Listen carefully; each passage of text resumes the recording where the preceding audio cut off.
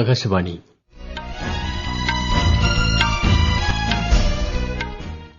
നമസ്കാരം. വാർത്തകൾ വായിക്കുന്നത് തുളസീദാസ് പരമേശ്വരൻ.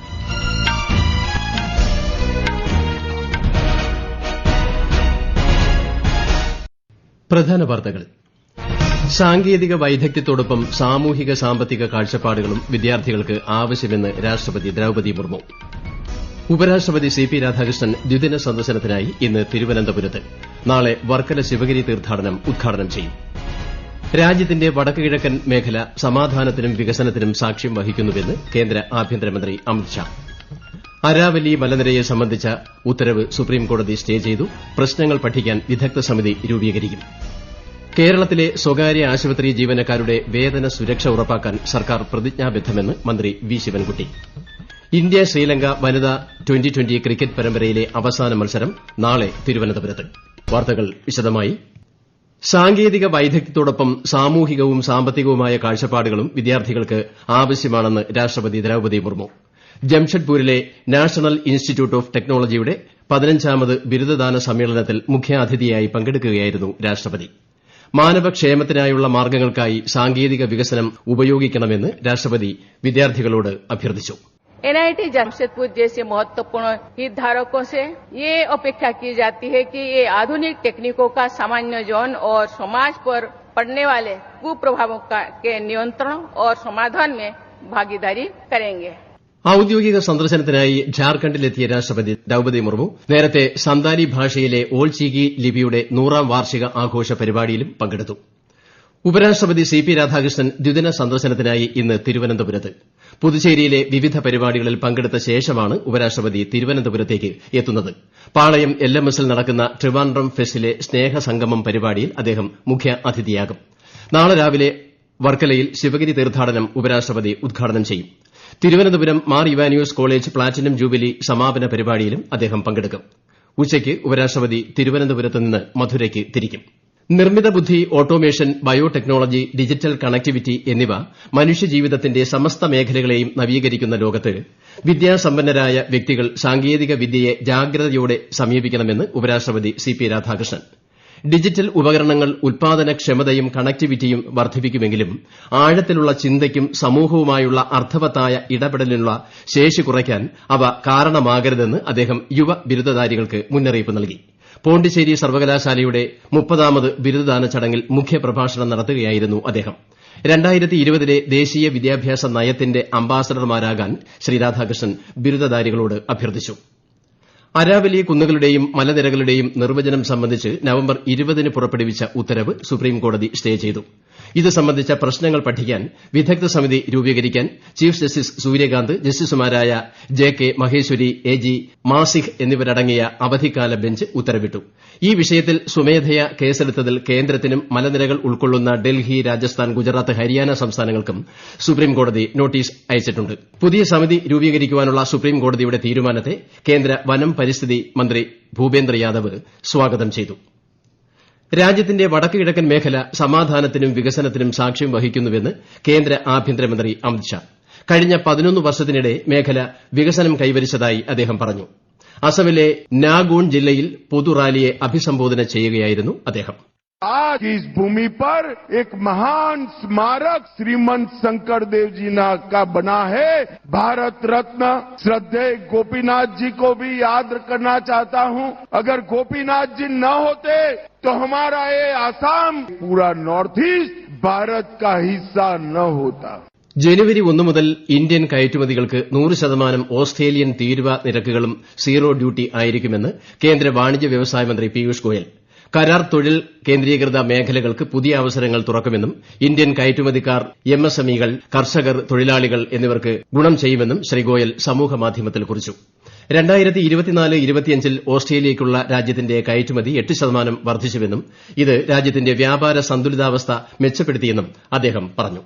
രാജ്യത്തിന്റെ വികസനപാതയിൽ നയങ്ങൾ പുരോഗതിയായും ഉദ്ദേശ്യം ഫലമായും പരിണമിച്ച ഒരു വർഷമായിരുന്നു 2025.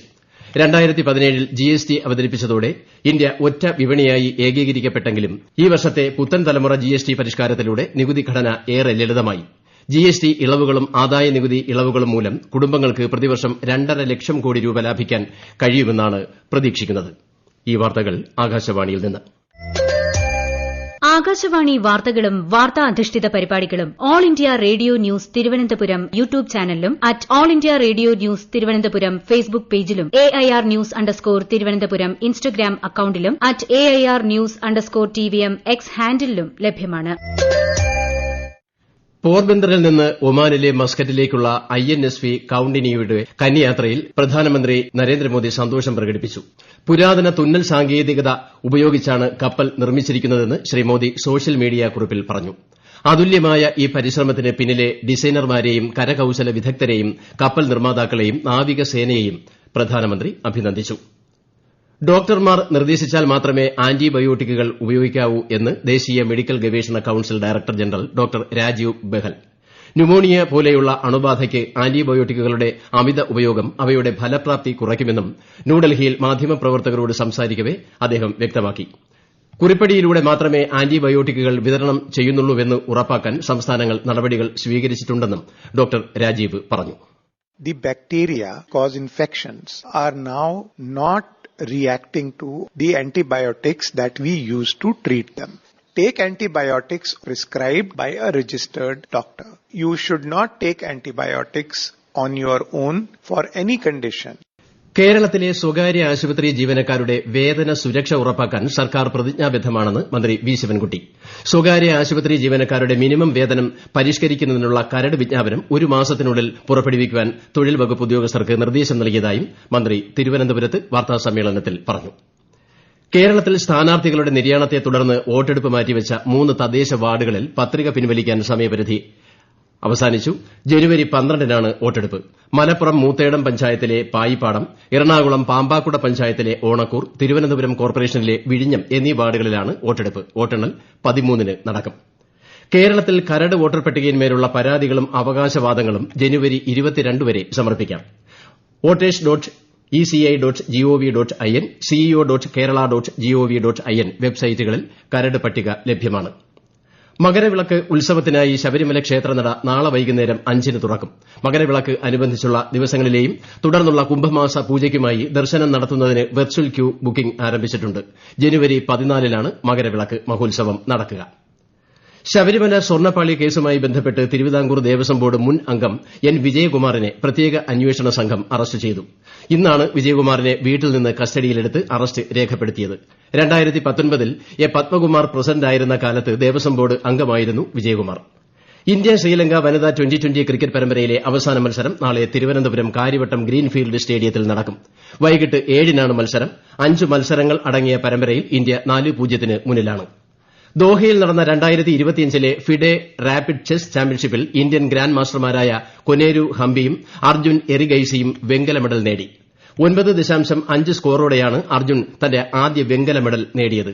വനിതാ വിഭാഗത്തിൽ നിലവിലെ ചാമ്പ്യൻ കൊനേരു ബി സവിതയെ തോൽപ്പിച്ചാണ് വെങ്കലം നേടിയത്. ഇരുവരുടെയും നേട്ടത്തിൽ പ്രധാനമന്ത്രി നരേന്ദ്രമോദി അഭിനന്ദനം അറിയിച്ചു. റഷ്യ യുക്രൈൻ സമാധാന ചർച്ചകൾ മുന്നോട്ട് കൊണ്ടുപോകുന്നതിനായി Russian president Putin, Ukraine president Volodymyr Zelensky എന്നിവരുമായി ഒരു ത്രികക്ഷി കൂടിക്കാഴ്ചയ്ക്ക് US പ്രസിഡന്റ് ഡൊണാൾഡ് ട്രംപ് സന്നദ്ധത പ്രകടിപ്പിച്ചു. മാർ എ ലാഗോയിൽ ഇന്നലെ സെലൻസ്കിയുമായുള്ള ഉഭയകക്ഷി കൂടിക്കാഴ്ചയ്ക്ക് ശേഷം മാധ്യമങ്ങളോട് സംസാരിച്ച US പ്രസിഡന്റ് അത്തരം സമാധാന ചർച്ചകളെ ശ്രീ പുടിൻ പിന്തുണയ്ക്കുന്നുവെന്നും വ്യക്തമാക്കി. സംഘർഷം അവസാനിപ്പിക്കുന്നതിനുള്ള നിർദ്ദിഷ്ട 20 ദിന സമാധാന പദ്ധതി, സുരക്ഷാ ഗ്യാരണ്ടികൾ, സാധ്യമായ പ്രാദേശിക വിട്ടുവീഴ്ചകൾ എന്നിവയെക്കുറിച്ച് അവർ ചർച്ച ചെയ്തതായും ശ്രീ ട്രംപ് പറഞ്ഞു. പ്രധാന വാർത്തകൾ വീണ്ടും. സാങ്കേതിക വൈദഗ്ധ്യത്തോടൊപ്പം സാമൂഹിക സാമ്പത്തിക കാഴ്ചപ്പാടുകളും വിദ്യാർത്ഥികൾക്ക് ആവശ്യമെന്ന് രാഷ്ട്രപതി ദ്രൌപദി മുർമു. ഉപരാഷ്ട്രപതി CP രാധാകൃഷ്ണൻ ദ്വിദിന സന്ദർശനത്തിനായി ഇന്ന് തിരുവനന്തപുരത്ത്. നാളെ വർക്കല ശിവഗിരി തീർത്ഥാടനം ഉദ്ഘാടനം ചെയ്യും. രാജ്യത്തിന്റെ വടക്ക് കിഴക്കൻ മേഖല സമാധാനത്തിനും വികസനത്തിനും സാക്ഷ്യം വഹിക്കുന്നുവെന്ന് കേന്ദ്ര ആഭ്യന്തരമന്ത്രി അമിത്ഷാ. അരാവലി മലനിരയെ സംബന്ധിച്ച ഉത്തരവ് സുപ്രീംകോടതി സ്റ്റേ ചെയ്തു. പ്രശ്നങ്ങൾ പഠിക്കാൻ വിദഗ്ധ സമിതി രൂപീകരിക്കും. കേരളത്തിലെ സ്വകാര്യ ആശുപത്രി ജീവനക്കാരുടെ വേതന സുരക്ഷ ഉറപ്പാക്കാൻ സർക്കാർ പ്രതിജ്ഞാബദ്ധമെന്ന് മന്ത്രി വി ശിവൻകുട്ടി. ഇന്ത്യ ശ്രീലങ്ക വനിതാ ട്വന്റി ക്രിക്കറ്റ് പരമ്പരയിലെ അവസാന മത്സരം നാളെ തിരുവനന്തപുരത്ത്. വാർത്തകൾ കഴിഞ്ഞു. അടുത്ത വാർത്താ പ്രക്ഷേപണം രാത്രി 8:35-ന്.